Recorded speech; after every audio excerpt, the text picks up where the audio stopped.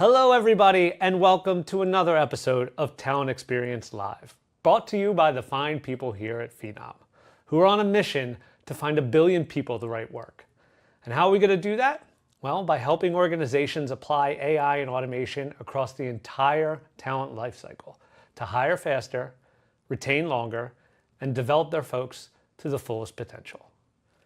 Today, we're going to talk about AI, of course, and we have Devin Foster, who sat down with the folks from SASR Workforce Solutions. And the focus of this conversation is really how to move past just theorizing about AI into a level of AI maturity that really is making an impact on the business. And Devin spoke to SASR about how they were able to do this by choosing the right use cases, by getting alignment amongst their stakeholders, by piloting and then scaling from there. And now also how they're moving forward with future plans to dive into areas like voice screening agents and more application of automation and all the different things that can happen with AI and where they're trying to place their bets. So if you're in that same boat, then you're in for a treat because you're going to hear it firsthand from one of our customers about how they made it happen. So let's kick it over to Devin and join their conversation.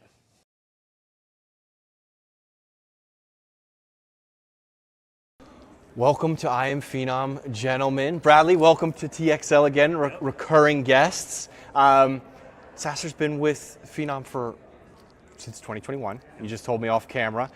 Excited to have you back again. Typically, I'll introduce you, but I can't remember everyone's backstory. So if you could introduce yourself, what I Am Phenom this is for you, and what you do for SASR. Yeah.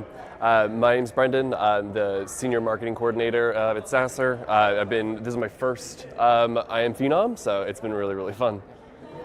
Jason Effinger, Senior Recruitment Marketing Manager, second Phenom. Speaking both of them, which is really nice. Excited to be here again this year and talk about the credential program, so that's great. Yep, and then Bradley Cooper, the AVP of Tech for SASR Workforce Solutions, and second TXL. So way back when, fourth I Am Phenom, third speaking I Am Phenom. So definitely been here and enjoyed all the stuff I've been able to with Phenom. So we love having you. You know, it's awesome. I mean, you mentioned that we had a previous TXL. Let's walk the folks at home who may not have remembered it or seen it, since we've grown since then. What was the SASR kind of situation before Phenom and before AI was implemented? How did you settle on us? Well, so I mean, really, it went back to we were a point in the company where we were looking at how we were going to grow and scale, move into kind of the new business lines that we wanted. And one of the first things was we just needed a better way to get candidates, better way to manage candidates, and fix that process because it was just all over the place. And so we did the normal discovery, looked at a bunch of vendors, trying to find the best ones. And really, Phenom stood out. And we also looked at it as we could do this today without choosing anything else. Phenom can do what we needed to do. And it was really that start of that whole transformation that we've been through. And I'd say kind of wrapped up in 2023 when we kind of implemented everything and we're live on everything. So, anything we missed? Anything Bradley missed, I should say. He got it all. I want to ask you, obviously the conference centered around AI. I don't know if it's in the shot, but there's a giant applied AI over all of your heads. Mm-hmm. Product placement. I'm kidding. But how would you describe the AI evolution so far? Obviously, Bradley, you've been with us for a number of years. How has it developed over the course of the past 4 years, and how has it improved your workflows?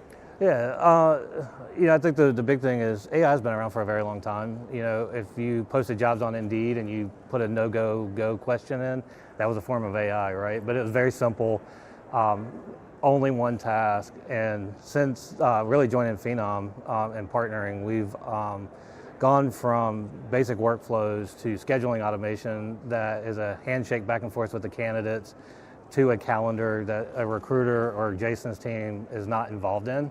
So that, saving all those hours every week. And then now our latest thing is the voice agent. So, we've kind of seen that entire spectrum of the most basic to that generational multi-level, and not multi-level, I can't think of the right word now. but machine learning and things like that really improves the process, the candidate experience, and frees up their time to have that human conversation. So I think implementing little things like scheduling, where you're able to add, a couple hours to everyone's week, starts to give your recruitment team more time to experiment, right? More time to test out some of these new tools like voice agent that you're talking about. Jason, what was the real proof point for you, that aha moment of, I think this is working, like let's continue down this road? Yeah, I think the biggest thing for us is how much time it was giving back to the recruiters on a daily. I mean, we saw it instantly as soon as we implemented it, and I think the second fold on that would probably be getting the right candidates, and so we were eliminating the candidate that didn't fit the roles that we were looking for, and so that was the part that was given the time back. So the recruiters were super excited about it. They adapted to it very fast, and it was like, this is breathtaking. So it just gave it back at that time to be able to really enjoy what they're doing again. So instead of spending the time talking to candidates that just didn't fit what we were looking for, that gets mundane. So If I can jump in just really quickly, because I want to make sure that people understand that when we say fit, last year, 2025, we had like about 800 candidates that didn't move forward to be hired because when they applied saying yes, they travel, but during the interview they said no. So now having those tools kind of better aligns their expectations, and that's when Jason's talking about all that time saved and those better connections is the candidates who are following through, looking at the work the way they want to work, are getting to the recruiters much faster. And it's that alignment piece that we were missing. And 800 interviews, 20 minutes a day, or 20 minutes an interview, that's a lot of time. And then it's just poor candidate experience, because they were expecting to maybe move forward even though they weren't aligned with the job. So yeah, and I think that when we are filling out whatever sort of form it may be, I know I'm sometimes shopping, I'm signing up for email lists and things like that. I'm like, just get in my cart, let's get it done. These things can happen within the process of applying, right? Where they're not necessarily trying to mislead anybody, but accidents happen. And when you implement something like a voice agent where you're able to actually ask the question and get that answer, saving time from the recruiters and being able to evolve from there. I want to ask you to continue on this AI and automation sort of role. How has it changed recruiters' workflows on a day-to-day basis, right? I think back to my times as a recruiter many moons ago, where I'd have calendar blocks, call blocks, because I needed to dedicate time to scheduling, I needed to dedicate time to sourcing. As we enter this new realm of AI and talent acquisition, how's it reshaping folks' day? Well, I personally think when I'm learning from the recruiters and what I see every day is that they're actually, the time that they are spending is more quality with the candidate to understand their role, given their role, what their expectation is when they get into the job site for us, and kind of being able to explain a little bit more detail of how they can help grow inside the company and stuff like that. I think they're having more meaningful conversations with them. So it's not so much spending time on the interview, because most of that's already screened out. So, and I think that you get a better buy-in from the candidate themselves. And so when we see that the show up rate for their first job, it's phenomenal right now. So where we sitting at right now? It's I think January numbers, it was like 85 people that we placed on their first day of work. 80 showed up, so it's roughly 95%. Going back for 2025, looking at it, it was like 92, 93% as a whole for the year. And the type of work that we do, because it's so dependent on travel, and we're also working for all the different clients that we work for. So they're going to go from a Dollar General to a Walmart to an Advance Auto or whatever it may be. That's a big deal to be able to get that many people to show up on the first day. I was going to say as well. I noticed that the onboarding time frame has shortened a lot because the recruiters are able to give more of a one-on-one experience because they're not having to jump from interview to interview. A lot of times when you're trying to help someone with their onboarding, you have to cut it short because you have an interview coming up at that time slot. So it's better using that time more efficiently for them to give a better candidate experience. I think that's why we're seeing the transition from a good interview to like a really efficient onboarding to the show up rate increasing, and seeing like them having just a better overall quality with SASR. Because as a new employee, it's really easy to set up a bad impression with them, and they're less likely to work with us on things and show up to the job on the day when they need to be there. And so, setting off on the right foot is really important. Yeah, I was just going to add really quickly, and one important thing is we do all of this remotely, right? We're out of one office. Our employees are almost never going to be able to see somebody from the corporate office. They're not going to meet that recruiter or that onboarding specialist. So that gives us the extra time to be able to build that relationship over the phone and through other communication channels that you wouldn't get in a traditional setting. Absolutely. And you mentioned some of the clients that you work with. I imagine non-traditional working hours, right? Where somebody may not be able to connect with a recruiter during your typical 8 to 6, 9 to 5, whatever that work day looks like, because that's ever changing, it seems, as well. Super excited to hear about the voice agent, but I want to backpedal on it for just a second. What made this the most logical step for you? Because I know we're in the AI and automation labs here. We're showcasing it. It's exciting stuff, right? But there are levels, Bradley, as you mentioned this, where you can't just jump right into it, right? You have to have a good baseline, a good foundation in order to take that leap. How did you settle on, all right, this is the next logical step for us when it comes to our candidate experience journey? Well, I think we know in the beginning of our seasonal track, I guess you would say, for recruiting ramps up starting in January. So we knew that this was going to be January to probably April is probably our biggest ramp up for the beginning of the year. And we knew that we had to have something that would help us, define where we're going to go, and then also be able to get to that level quickly. Our recruiting team is smaller than it had been in the past, so we knew that we had to find something that would help us out and not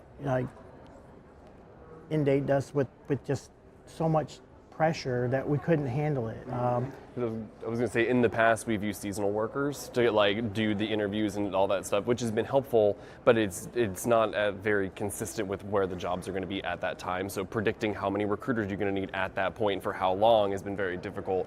So I feel like with the agent, it allows you to scale up, scale down, and without it being much of an issue.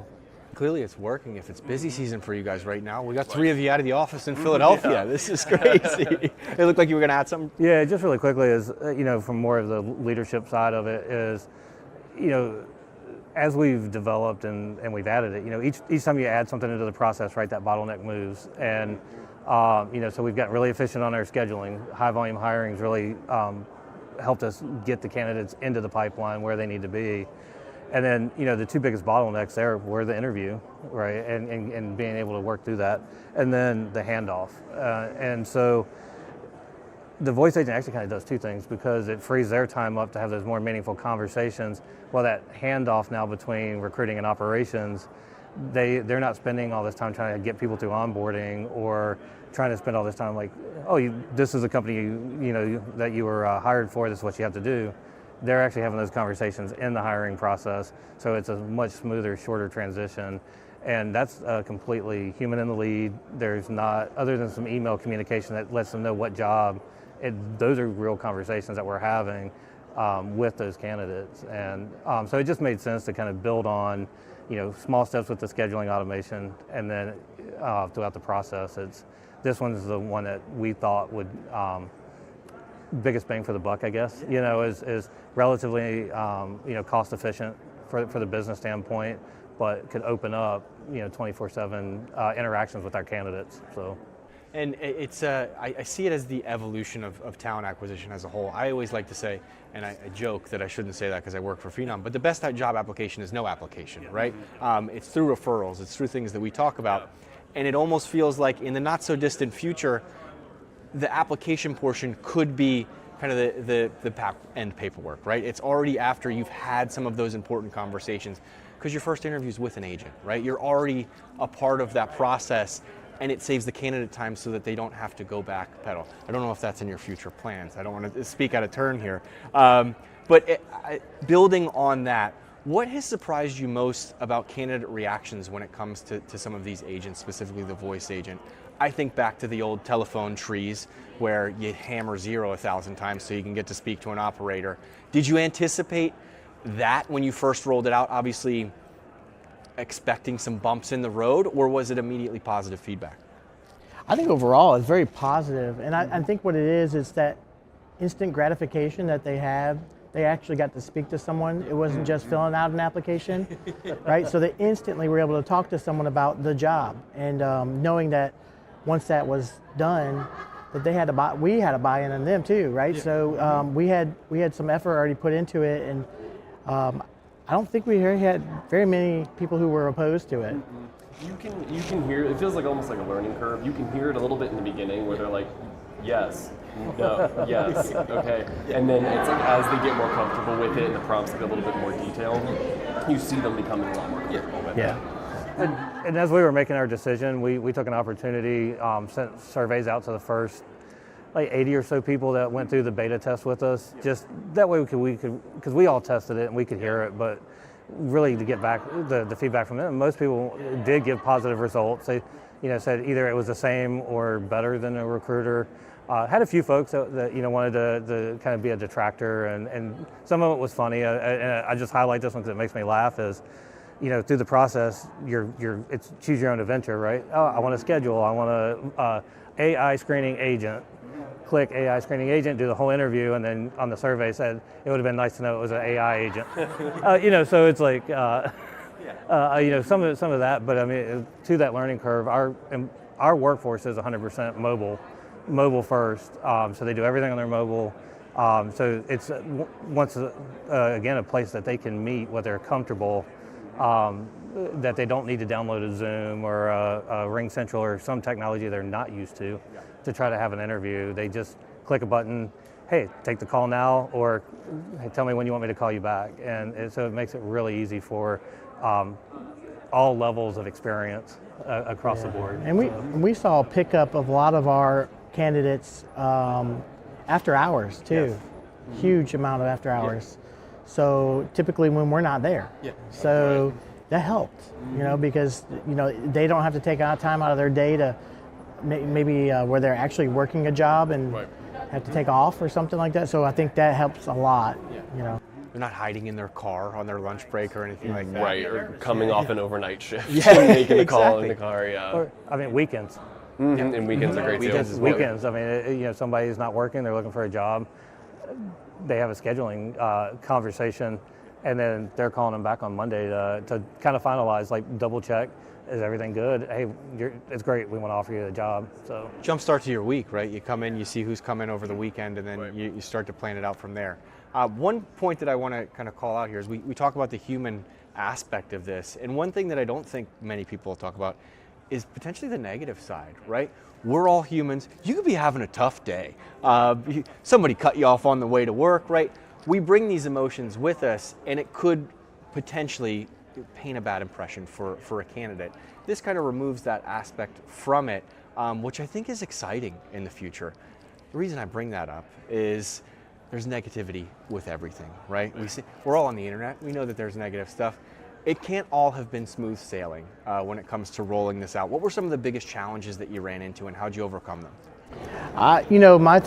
The biggest thing was trying to figure out how to say SASR, right? So it's an acronym. So it's a SASR. So when it said it's just trying to figure out how to phonetically say SASR, so we had to spell it out, SASSER. So it said it right. So that was the hardest thing, if you ask me. And it was so easy to implement and get it going. Us getting the autonomy to make our own questions and run it for the first day, and we're like, we need to change that question. We could do it on the fly, right? So it was really nice. Yeah, and just to add to that, I don't think the challenge was anything we didn't, it wasn't unexpected. Like we have to train it. So we're going to run into things where it doesn't ask the right question, or it doesn't know the information because it wasn't in our job description, or whatever that is. So with that expectation, it wasn't a challenge, because it's like, oh, it's going to happen quick, like Jason said, quick, easy fix. The team got on. It's like, okay, done, move on.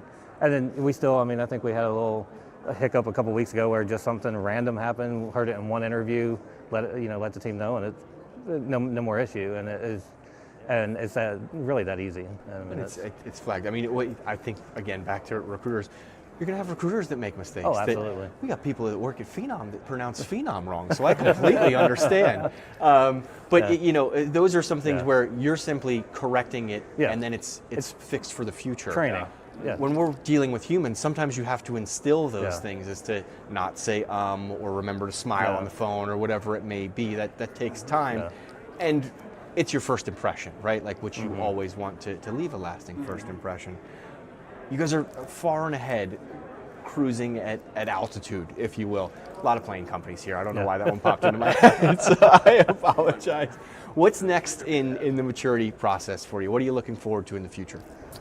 I think one of the things we want to look at next is probably the onboarding, because it's something that is also will speed up processing. It's something we put on the back burner to put the screening in place. We saw a bigger opportunity with the screening, a much quicker opportunity that can affect what we're doing much faster and get a better bang for our buck on it. So we're going to go back and look at the onboarding part of it. Yeah.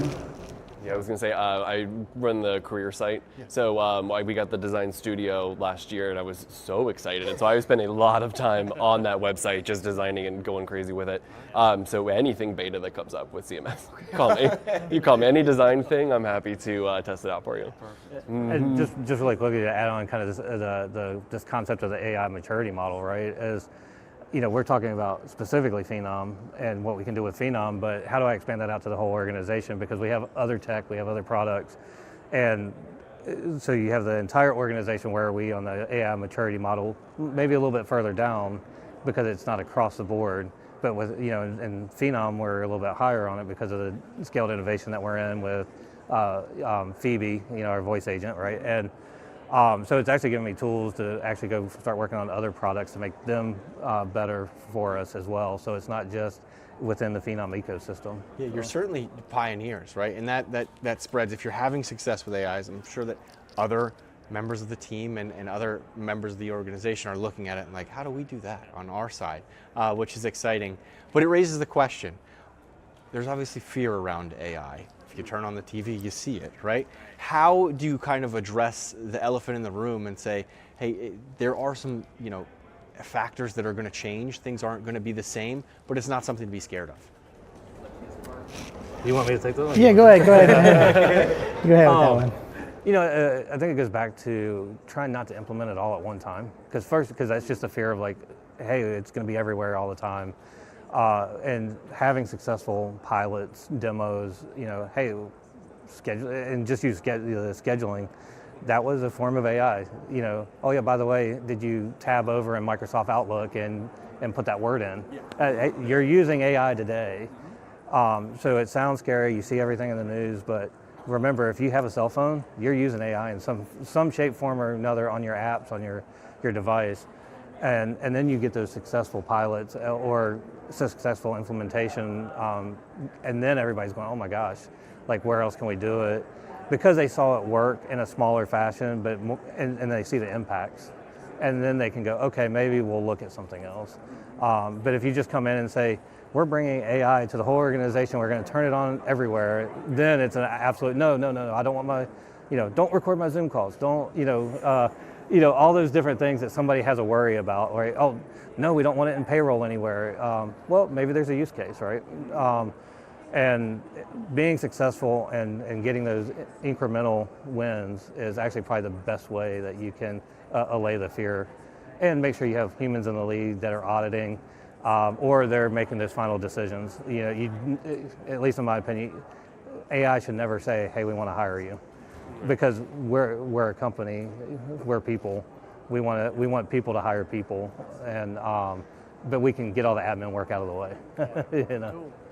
So, Yeah, and I think that's the main point, right? Is to have more of those human conversations, to create those human connections, and make them more meaningful by removing that other stuff that nobody wants to do. I'm sure somebody wants to do it, and I think it's the evolution of work, right? We look at this from, I remember my first job out of college, I had to take a typing test, right? Like, that's something that's just expected now. You mentioned that it's a mobile-first career site. This company here was founded doing that, and they used to get laughed at boardrooms. It's like, who's going to apply for a job with a cell phone? Turns out everybody. So as we look forward, understanding that things are going to be different, but not necessarily in a negative light. Gentlemen, is there anything that I missed that you wanted to drive home? Any points that you wanted to?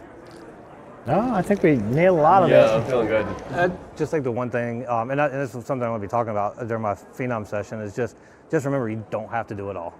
It's just take the time, look at your processes, and say, this is a good spot. Maybe let's try this, and then go with that instead of trying to bring everything, and it'll make your life a lot easier. that crawl, walk, run process. Absolutely. I completely understand. So. Well, thank you all so much. Can't wait to see you again next year absolutely. at I Am Phenom. We'll have to do a TXL in between there so we can check on that maturity status. And enjoy the rest of the week. Thank you. Thank you. Absolutely. So thank you.